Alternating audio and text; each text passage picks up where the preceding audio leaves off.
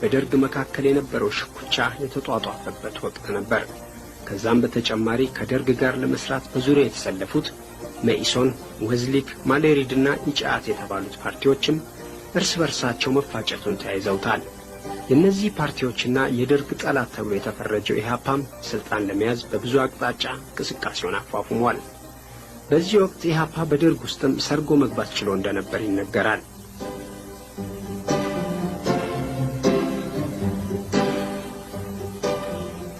በደርግ ውስጥ ለነበሩ ሽኩቻዎች ምክንያት ከነበሩት አንዱ አፍቃሪ ኢህአፓ የደርግ አባላት የመኖራቸው ጉዳይ ነበር።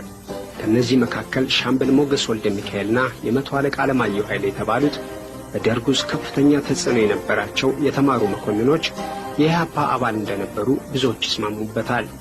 እነዚህ መኮንኖች በደርግ ውስጥ አምባገነንነት መስፋፋቱ፣ ተጠያቂነት አለመኖሩ፣ አንዳንድ የደርግ አባላትም ዝም ብለው የመገደላቸው ሁኔታ ሳያሳስባቸው አልቀረም።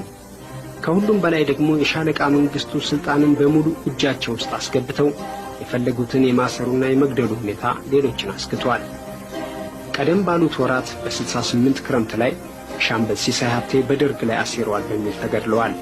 መቶ አለቃ ስለሺ በየንና መቶ አለቃ በእውቀቱ ካሳም በዚሁ ሴራ ተወንጅለው ሊያዙ ሲፈለጉ ከሸሹ በኋላ ጎጃም ውስጥ ይዘው ተረሽነዋል።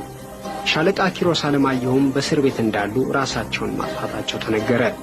የእነዚህ ሁሉ ድምር ነው የታህሳስ 1969ን የደርግ አጠቃላይ ስብሰባ የጠራው።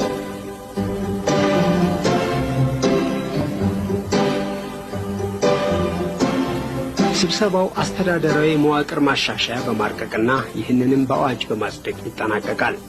ታህሳስ 20 1969 ዓ.ም የወጣው አዋጅ ሻለቃ መንግስቱን የሚኒስትሮች ምክር ቤት ሰብሳቢ ሲያደርግ አብዛኛውን ስልጣን ለደርጉ ጸሐፊ ይሰጣል።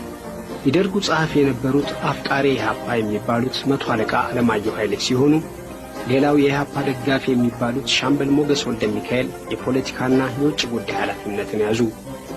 የደርጉ ሊቀመንበር የብርጋዴር ጄኔራል ተፈሪ በንቲም ስልጣን ተስፋፋ።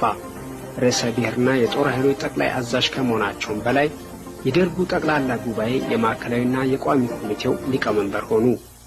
ደርግ ራሱ መዋቅሩን በትንሽ ጊዜ ውስጥ በ4-5 ወር ውስጥ 3-4 ይቀይሩ ነበር። መዋቅሩን መቀየር ያስፈለገው እንግዲህ በነበረው የስልጣን ሽሚያ በመዋቅሮቹ አማካኝነት አንዳንዶችን ሰዎች ለማስራት ያደረጉ። ከግድያው ከ2-3 ቀን በፊት ይመስለኛል በጊዜው አብዮት አደባባይ የሚባለው አደባባይ ውስጥ ንግግር አድርገው ነበር። ንግግሩም ላይ እንደ ብሔራዊ እርቅ አይነት ከቀሩት የፖለቲካ ድርጅቶች ጋራ ደርግ እንደሚያደርግ ይህንን የሚያመለክት ንግግር አድርገው ነበር እና ምናልባት ይሄ የተወሰደባቸው የደርግ አቋም ሳይሆን እሳቸው አቋም ነው ወይም እሳቸውን ሊለውጡ የፈለጉ ሰዎች አቋም ነው በሚል ነው እሳቸው እዛ ሲከተቷቸው። ምክንያቱም እሳቸው በርዕሰ ብሔርነታቸው ከ2-3 ቀን በፊት ንግግር